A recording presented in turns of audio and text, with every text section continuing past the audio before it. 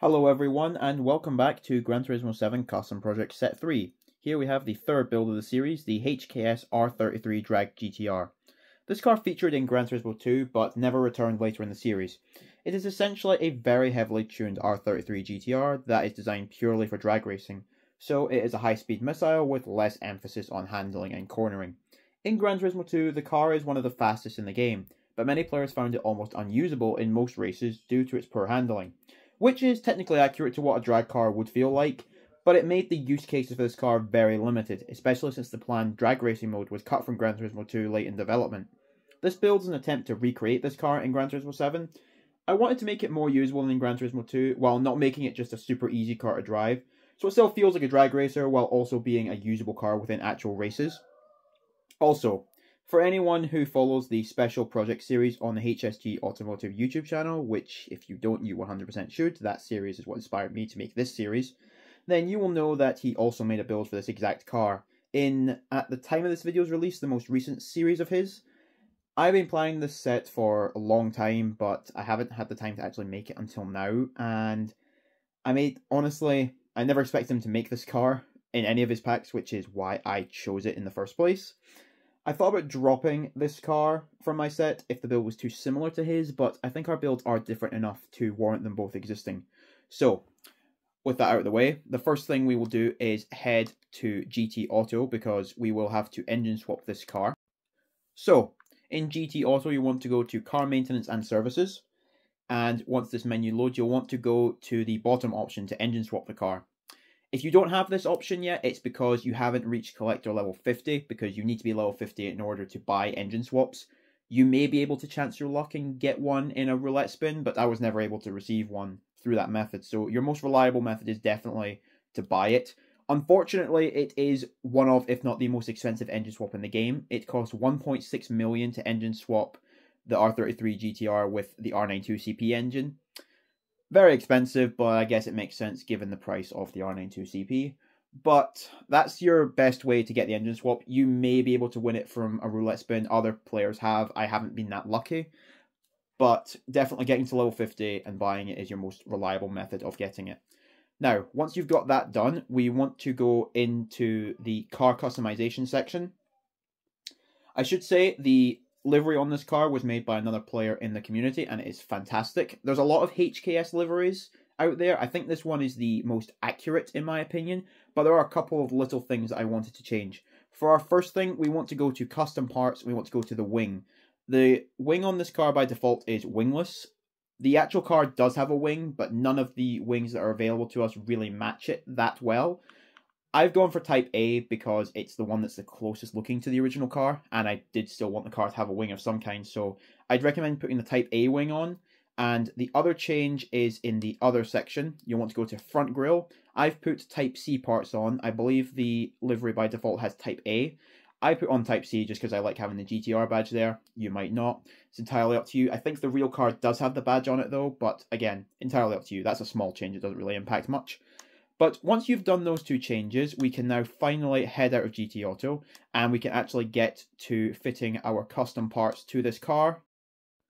So, the reason you want to fit the engine swap first before coming into the tuning shop is because if you buy any engine modification parts for the car and then engine swap it, it will take all of your parts away and you'll have to repurchase them, which is very annoying. But that's just how the game works. So I would always recommend buying your engine swap first before buying any other parts, just so you don't have to run the risk of buying two lots of new parts. With that being said, in the sports section, you will want weight reduction stage 1. Sports hard are fitted by default, but we're not using those. In the club sports section, you will need weight reduction stage 2 and the ballast. In semi-racing section, you want the fully customizable computer, the medium RPM turbocharger, as it's the only one that's available to us. The high RPM or even the ultra high RPM would have been preferable in this case, but we only have the medium one, so that's what we've got to work with. You also want the fully customizable LSD. You do not need weight reduction stage 3, you only need stages 1 and 2. In the racing section, the racing silencer is fitted, but I think it's fitted by default. You also want the racing brake pads, the fully customizable suspension, the racing clutch and flywheel, torque vectoring center differential, fully customizable racing transmission, and the racing soft tires. Unlike most of my builds, I would actually recommend leaving this one on racing soft since this car is designed to be a drag car, so it's designed for sprint, you know, exactly how the description of the racing soft tyres is. If you want to put racing hard tyres or mediums on it, I would say that's fine as well, but racing softs are definitely more accurate for the kind of car that this is. In the extreme section, I have the carbon ceramic brake kit and the nitro system. Carbon ceramics, optional, you could go for the other racing brake discs if you wanted, but this tuning guide is expensive enough, so if you have the money for the engine swap, you've probably got enough money for the carbon ceramics. And the nitro system, it's not legal in most races, but it's fun for using in custom races that allow it, or online lobbies. And it makes the car even faster, so I think it's a worthwhile addition here. And in the ultimate section, you will want the carbon propeller shaft, and none of these parts are available. Again, that ultra high RPM turbocharger would have been really ideal, but unfortunately we do not have access to it.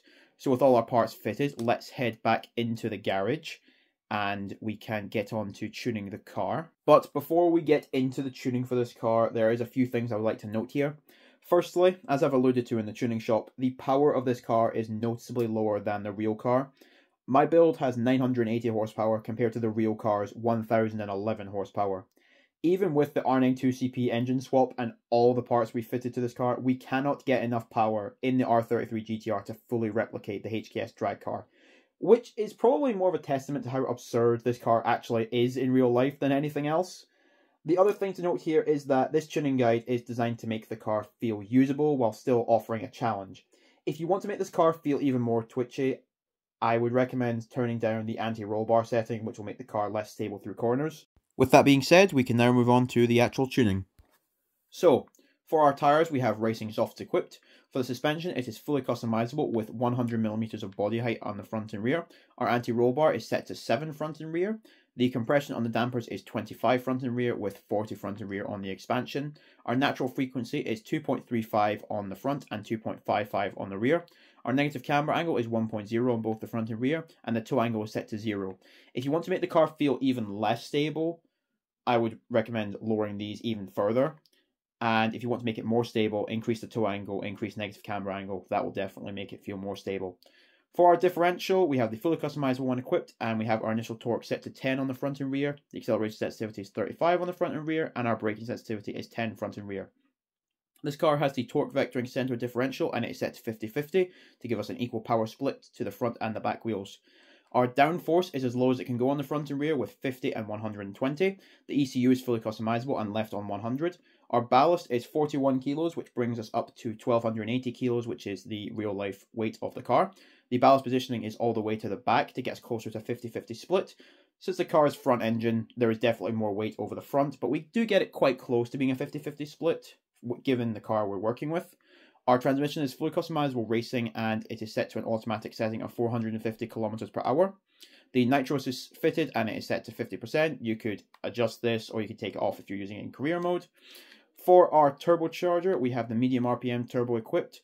If we could add more of these parts, like the anti-lag system, the intercooler, anything like that, that would help us get closer to the 1011 horsepower this car has, but we can't, unfortunately. Same thing down here with the air cleaner and the exhaust manifold. We can't fit these. Our braking system is carbon. The brake pads are racing. The handbrake and brake balance are normal. Our steering angle kit is normal, and the clutch and flywheel is racing, and our propeller shaft is the carbon propeller shaft, and you can see our 2 weight reductions down here. So, with all those parts fitted and the car is tuned, all that's left now is to take it out to the track and see what this car is actually capable of in practice. So, how does this car perform then?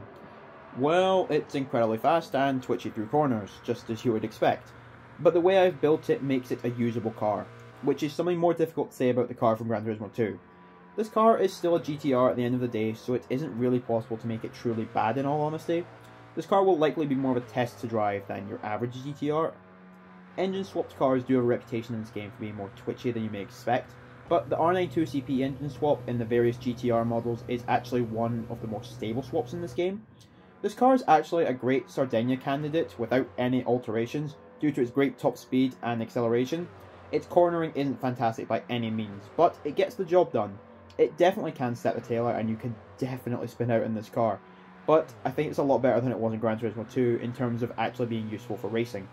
So, that's it for this build. Let me know what you thought of it. If you used the car in Gran Turismo 2, did you find it too difficult to use in races, or were you in the minority of players who actually liked using this car on technical tracks? Thank you all for watching, stay tuned for the other builds to come in this series, and have a great day.